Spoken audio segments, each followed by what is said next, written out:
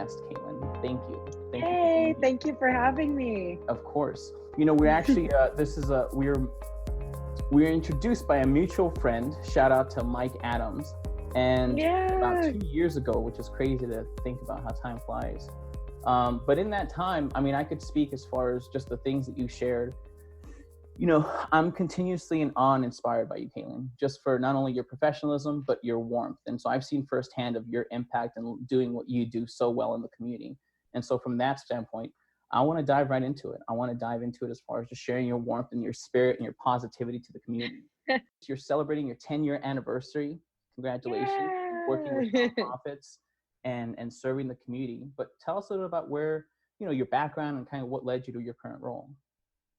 Yeah, so as you mentioned, a native of Las Vegas, very proud to be from this community.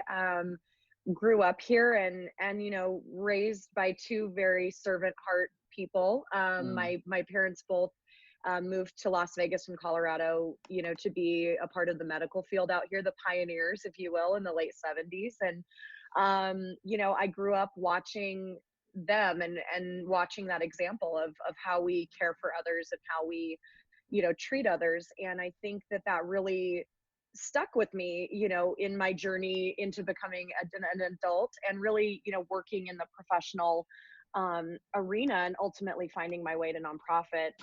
I was very lucky in college to be exposed to a lot of, you know, service learning projects and giving, and my sorority was a huge piece of me kind of learning what it means to give back and you know, be a part of the community. And so I think it was ironic.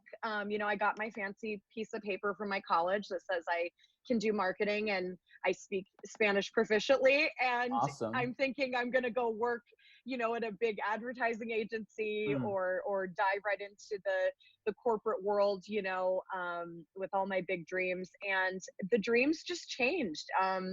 My start into nonprofit is very funny, actually, because my mom at the time was still very active in the nursing community here. She went for one of her trainings with American Heart Association, and she met their executive director, and she said, my daughter's fabulous and she does work for you. That's awesome. You know, to which I was, of course, mortified. I'm like, Mom, stop with the self-promotion right now. But you know, he ended up giving my mom his card. He said, absolutely, you know, we're looking to fill some positions. And, you know, never in my wildest dreams, I tell a lot of people, especially young people that are kind of trying to find their way and their passion, you know, I literally fell into nonprofit. I wasn't seeking it out. And while that kind of sounds like typical, right? Oh, this wasn't what I planned and la-di-da, it really was true for me. And I think what is so profound and so special to me is that I've always had a love for serving others and giving back. And this really aligns that, you know, that, you know, I say I'm giving for a living, you know, and I get to give of my time. Cool. And I get to work with amazing people who are giving of their time, their talents, and their treasure. And so, you know, being now just crossing that 10-year mark in my career, I just feel so honored. I feel so lucky to be a part of literally one of the most generous communities in the country. When I talk to my, you know, peers across the U.S., and some friends that work internationally, they're like, wow, like the stuff you guys get done out there, it's just amazing. Like you're just so committed to, you know, giving back. And I said, well, it's an army, you know, it's a community of people that genuinely and sincerely care. And I think, you know, for all of us in the nonprofit field, we're so lucky to be in a community that really understands it and is young in the sense of we don't have a giant history. We're a young city, we're a young state if you look at the big picture, but yet we still get the idea that giving and serving each other is important. So, you know, here we are 10 years later. I'm working for Discovery Children's Museum. I was a Discovery kid in 1990 when they opened their doors. And so you remember, Angel, it was, you know, the museum was amazing. It was attached to the library. You could go read, you could go play. And just to be in our new home, we're beautiful celebrating home, our 7th year. Beautiful home. Yeah. in Symphony Park in the heart of downtown, you know, to serve every child from every community is just it's profound. It's full circle for me, and I just feel deeply grateful to get to serve other kids who have big dreams too.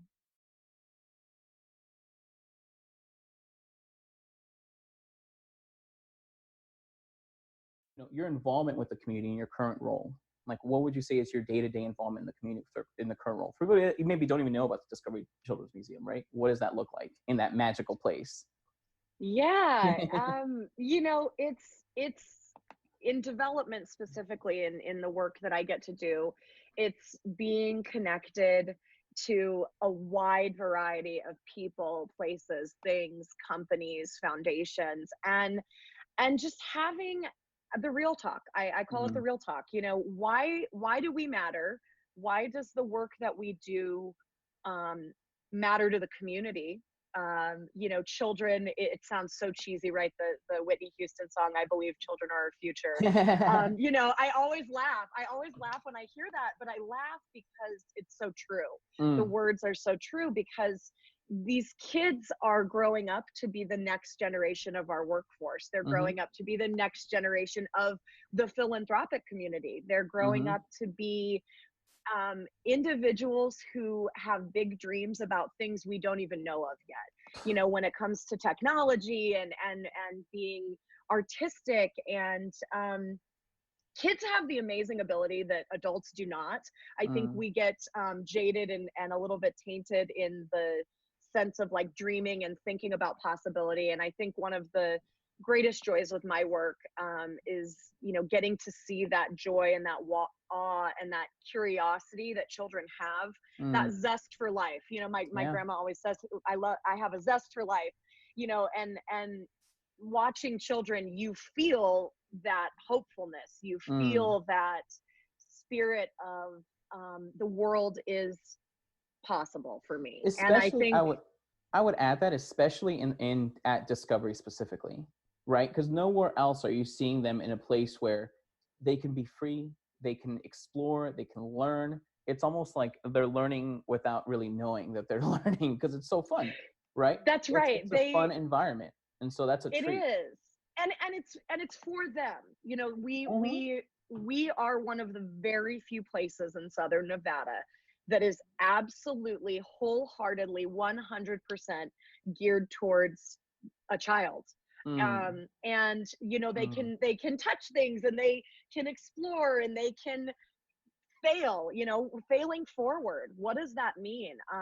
I think, you know, as we all grow older, we forget that for the million times you fail, there's successes in there, and there's, you yes. know, breakthroughs about growing as a person and growing as a professional. And kids are not afraid to fail. You know, Mm, they're not afraid to fail unless they've been told that failure's bad. And so you right. see that dynamic. But children are, they're free. That's such a great word to describe them. They are free to be Mm, themselves, free to fail, free to explore, um and they're not putting up a front. I think that's the other mm, funny thing. You know, as adults, we go into our mode and we're very professional and we're doing this, and sure. sometimes we forget that at the heart of everything and every person is that child that dreamed of being an astronaut, or Mm-hmm, dreamed of being a ballet dancer, or dreamed of being a doctor and helping others, you know. mm-hmm, And so how do we continue? I guess in my current role, my I feel very called in this community to share dreams and share mm, possibility, and share that when we inspire children, no matter their background, no matter what community they are living in, no matter their resources, we are saying that we want the best for our community and our world. And I think, you know,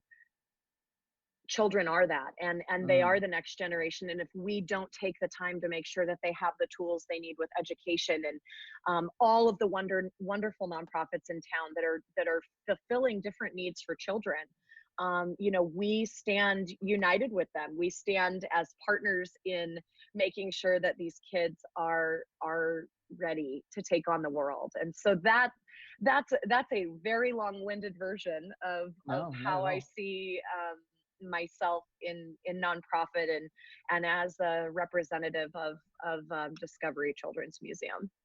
And as you share it, I think, more and more, for some reason, I go back to my childhood. I remember we would take buses, I think like fourth or third grade. I lived already in downtown. And so we would take buses from my school to Discovery Museum as a field trip growing up. And so to think and to know, like, at that point, how, 15 plus years ago, that there was people at that point with the same mindset, right? And almost like a tip of the hat of, that's, it's so inspiring to see that's continuing even in the current home of it now, with someone, with yourself and your team, just knowing that discovery and that dreaming really is so important. I love that. As far as, oh, go ahead. Oh, sorry. Please, we're so fortunate, I think, on our board of directors to have people from that original group of people who said, this is important and children matter. And yes, this is Sin City. And yes, this is a place that people do not go to kids and family in their mind. And we have had just some beautiful, beautiful connections and reconnections. We've started an advisory council of all of those original founding members. That's beautiful. So to hear their stories, I've sat in some meetings where they talk about those old days. Okay. These people were board members, but they were also cleaning toilets. They were sweeping floors. They were trying to figure out how they were going to continue the legacy, and to just hear those stories, like the passion and love for our organization and for children. It's profound. It is truly humbling to know that behind the work that we do is this legacy, this beautiful fight, if you will, to make sure that this community had a children's museum. It's overwhelming, to be honest. When I think about it, it just makes the work that we do today and the opportunities we're afforded and our beautiful state-of-the-art facility, it makes it that much more important. Connection for me in nonprofit is bringing together the general public, the private sector, the government entities, and giving them a place to channel that goodwill and those brilliant ideas of ways we can serve each other. Nonprofit, was kind of the birth child of companies don't have time to run their own charity initiatives full time. And so how do we do that? How do we give our time, our talent, our treasure? How do we find ways to give back, in the midst of our everyday busy lives doing our jobs? And so, connection to me is just, you can be a bright spot in someone's day, getting to share impact. Impact to me is equal parts the facts and the numbers, and equal part the heart of it, the heart of what we do, telling stories. Storytelling for me is a huge part of my life. My friends and family will tell you, I love a good story. I love to laugh. I love to talk about the things that shape us as people, but the stories behind the work that we do and the outcomes, and hearing from these families and these children and these school partners, and our corporate partners who come in and have a great experience volunteering with us. That to me is connection. It is bringing us back down to what is good and what is right in the world, because let's face it, you open up the newspaper, you turn on the TV, it's a lot of bad news and a lot of bad things, and I think sometimes we get so bogged down with that the good, we forget what's good. And so connection for us is reminding people and inspiring them of what is good, and what is more good and pure and fabulous than children. They are the good, in the world. And so connection for me is, I'm a people person by nature. I don't think you can do development without loving people, but getting to talk to people every day and hearing their stories, and getting to say to somebody, when you were a kid, do you remember that moment where you said to yourself, I love science, I love dance, I love music, I love technology. Like, what was that moment? And hearing from people and hearing about their kids and the dreams that they've been able to inspire, or special things like drawing or painting that they've passed down through generations.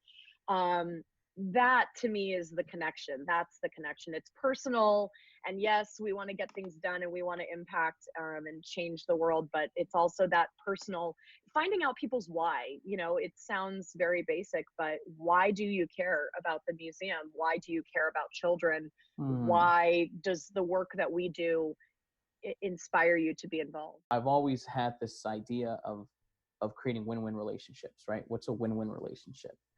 And so with that mindset, I'm reading this book called 7 Habits of Highly Effective People. And one of the habits in there is a win-win. I think it's habit number 6 or something. And so in the space of connection, and specifically in your role of director of development within the Children's Discovery Museum, what would you say is like, how do you always look for win-win opportunities, right? Because there's so much that you do. There's so much that you lean in with, not only the community, but also the families that come, right? The schools. There's so many facets of the organization. And how do you deliver those win-wins so that, like, what is your, I guess, compass for that? Yeah, I mean, you know, one of the things, the challenges I think you face in development, right, is you want to raise as much money as physically possible.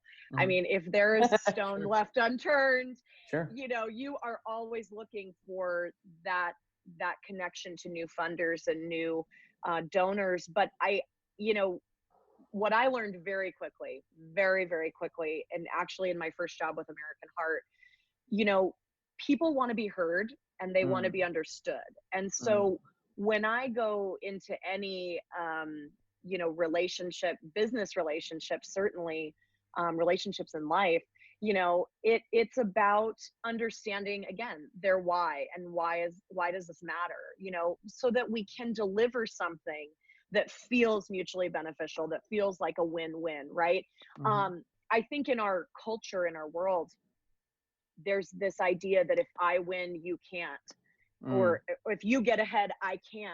And I see it in business sometimes, you know, you see people feeling like, oh, I'm scared to partner. You know, the nonprofit world in Southern Nevada has changed dramatically in the last 10 years, and just my time in it. And you see those silos being broken down, and you see partnership being critical and essential for success. And so when I talk to donors, when I talk to our volunteers, when I talk to our school partners, you know, our staff, we look to inspire things that absolutely are win-win. You know, what is your passion? What does your company love? What is your focus? What is the thing that gets you guys excited in the morning when you wake up, you know? And so crafting and creating partnerships, not just throwing something at them and saying, this is what we want you to fund, this is what we want you to volunteer for, but saying, what do you like? What do you enjoy? What are the things that really excite your team and inspire your team? And what's something that your company would be proud of? You know, what's something that your foundation, you know, Joe Smith, what makes you inspired? And I find that, you know, keeping that constant open communication and just talking and sharing updates and sending photos and sending little letters from some of the kids that they write after they've had a great Discovery on Wheels visit or come to the museum with a field trip. You know, that to me is win-win. You know, your dollars are being respected and cherished by our staff, and this is how we've put those dollars into action. And, you know, Southern Nevada, we love to keep things local, and luckily for us at Discovery, we are Vegas born and raised, you know, as we say with our sports, but we really are Vegas born and raised. We were a vision by community leaders in the late 80s, early to mid 80s rather. You know, and here we are today, still standing. We're celebrating 30 years this year. And to me, I guess the sum of the whole is that you can't be around for 30 years and be successful and see this growth and these dreams, you know, being realized without relationship and without win-win. And Yeah. so, for us, we feel so deeply grateful to the people and the companies and the resources that have been afforded to the museum, as we continue our work. And we're deeply excited to continue, for another 30 years and Right. another layers of generations of people who were Discovery kids who are now bringing their children. We have one of our advisory council members. He brought his daughter. His daughter now brings her three daughters. Like that, if that doesn't say it all, this, when we win, you win. When we win, the community wins. When children win, we all win. And so, so that's really what that looks like for me. As far as an organization, what innovative approach, or even in not only your organization, but also for fundraising, programming, leadership within your role, what kind of pivots or innovations are you doing to, I guess, adjust? Yeah, I mean, it's certainly an interesting time right now. Mm-hmm. Month number 2 on, remote work for our staff. We were very fortunate that our team, our leadership team, and then our team as a whole, all 76 of us, we saw very quickly that we were going to need to make some serious moves. And I absolutely accredit the leadership of our CEO, Melissa Kaiser. She took this seriously and she said, how is this going to affect our business? And how is this going to affect our ability to serve children and families? That's why we're here. That is our mission. And so, between our leadership and our team on the floor, we immediately turned our learning digital. And we started this amazing program called At Home Discoveries, and it went up on our website, and it was these daily STEAM learnings, whether it was an art project, creating your own dyes from household items so that you could paint with those and make watercolors, or learning about, why is it important to wash our hands? Using glow in the dark soap and glitter. We've got to wash our hands, and we sing the ABCs, or there's a million different funny songs out there for 20 seconds. And why is hand washing important? I mean, I feel that most adults needed to watch that video. That's one I've been sending to some of my adult friends. Being able to take the technology and really what, in my opinion, is the future for all these kids. And take all of these learnings and this community digitally.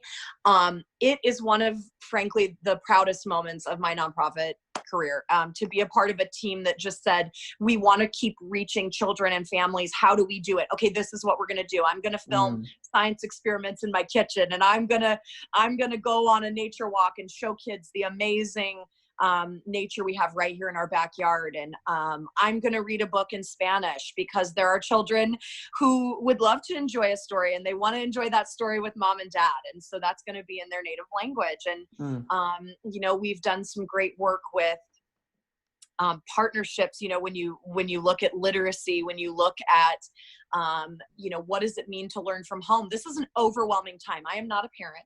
But I have many friends who are parents, and they are pulling their hair out at the roots. They cannot believe that they have now become the parent, the full-time employee, the teacher. I think the gratitude and the understanding of what teachers do every day is profoundly evident in our world right now. And I know, because I'm so lucky to be connected to many incredible educators in this community, the work and the time and the love they put into this, and hearing that these teachers are setting up Zooms and Google Hangouts for their kids to see each other and connect. Again, going back to connection, we're human beings. We need that connection to each other. We need to see another person and talk to another person, and we need to have that time. And it's never been truer for children and adults alike. And so, just being able to be a resource. I'm deeply proud of our team for the resource that we are to this community, for the leader that we are in this community. We did not back down from this. We did not approach this with fear or worry. We approached it with, we are here for you. No matter if it's a good or a bad time, we're here for the community. And, the digital learning platform, this is now a part of our business. This will never go away. Oh yeah, for sure. you know, it's something we're talking about. What does it look like when we all are able to go back to normal, whatever that looks like? You know, what are the weekly learnings we're going to put up, or the projects or the challenges we're going to throw out to the kids? You know, get creative. That's so exciting. That's so it is.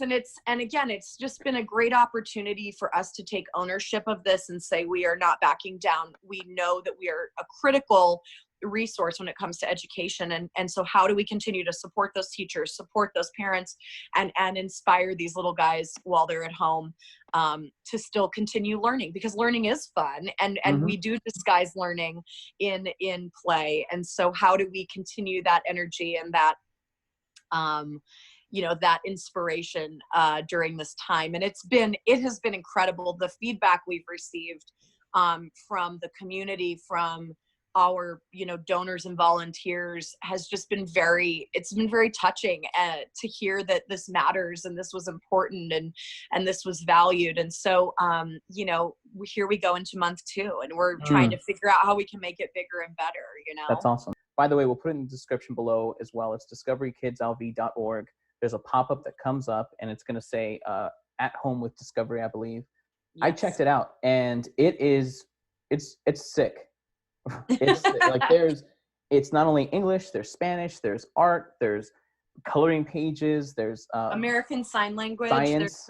There's so much science kits, I believe there was, and so many different tools and resources. And I believe like you can download everything, right? Like for the most part, it's either you can watch the video there, or you can download the kits or whatever it is to move the project forward. That's I was gonna say, and it's all free. It's all free. You know, we realize that this is a challenging time for people, and we recognize the need for resources to be accessible. You know, that's one of our favorite words is accessible. Are we accessible to every child in every part of the community? And, you know, I think as a community as a whole, we still have a long way to go, but this is certainly one of those steps forward, you know, to creating access for every child. Yeah, it's inspiring. I took a look at it, and I can't believe how quickly you guys adapted and overcame.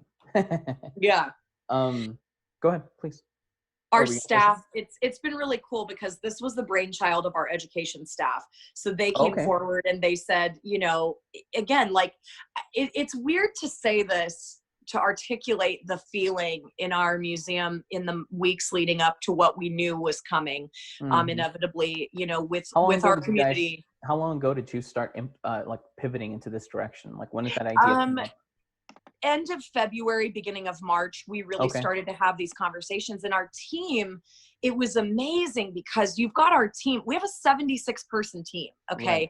And that's everybody. That is the most important people on the front, serving our guests, reaching out to them every day, our educators, our facilities team. I mean, talk about a team that just sprung into action to keep that museum clean, immaculate, safe. You know, I have so many overwhelming feelings of gratitude to them. But, you know, our education team said, we don't want to stop serving children. And so how do we do that? And this was their brainchild. And you know, as a leader in our museum, it just is so amazing to see people take ownership. They take this work personally. They take our mission seriously. And I just, again, could not be more proud of the people who said, I'll do an experiment in my kitchen. I'll read a book. I'll do whatever we need to do. And it's a team effort. I think, you know, when we look at the good times and the crisis times, it really is a team effort. And I, again, just feel so honored to be a part of a team that just said, nope, we are not letting this, you know, take over our sunshine and our excitement for learning and education. I'd like to end the show with a fun fact.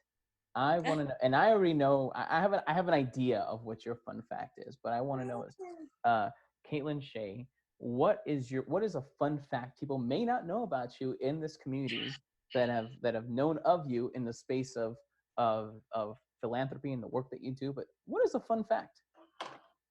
Yeah, I mean, I feel like I could go a million directions with this, but I think something I've gotten away from, sadly, just because of life happening, right?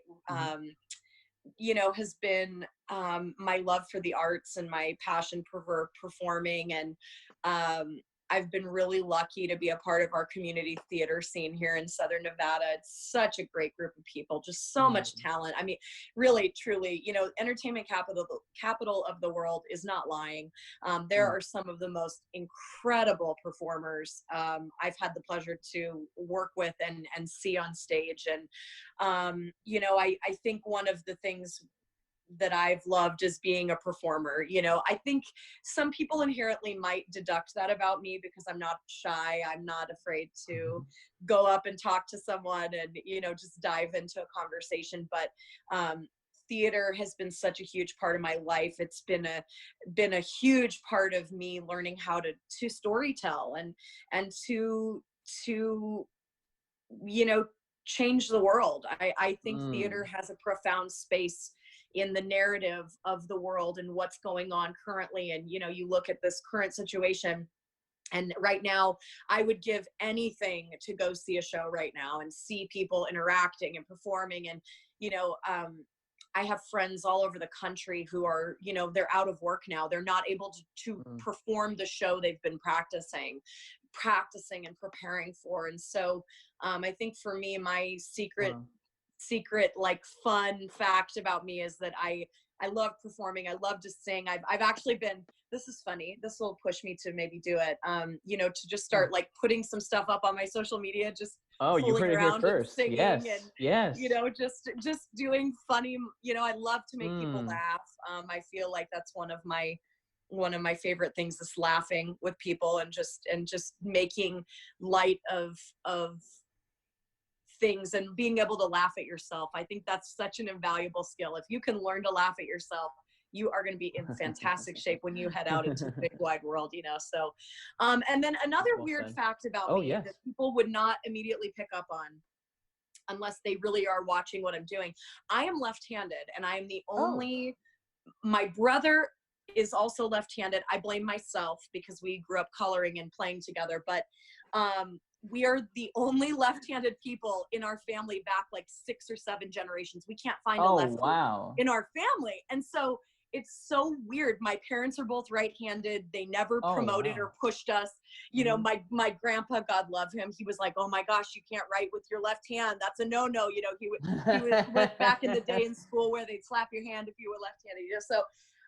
So I do find that my left-handedness inspires a lot of my creativity and my quirkiness, and you never want to get caught at the end of the table with me because I might elbow you while I'm trying to eat. But that is another very interesting, I think it's very interesting fact about me.